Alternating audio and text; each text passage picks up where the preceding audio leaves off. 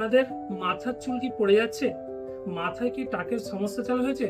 তাহলে আজকের ভিডিওটি আপনাদের জন্য। আজকে আমরা কথা বলবো মিনটপ 2% লোশনের সম্বন্ধে, যার মধ্যে আছে মিনক্সিডিল 2%। এছাড়াও এটা মিনটপ 5% হয়, সেখানে মিনক্সিডিল 5% থাকে।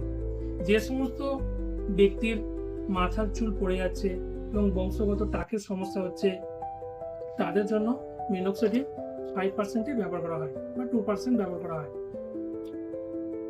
এইটি চুল গজাতে, চুল পড়া কমাতে সাহায্য করে এবং এটি মাথায় ত্বকের রক্ত প্রবাহ বাড়িয়ে চুলের ফলিককে সক্রিয় করতে কাজ করে। আসুন জেনে নিই এটি কিভাবে ব্যবহার করব।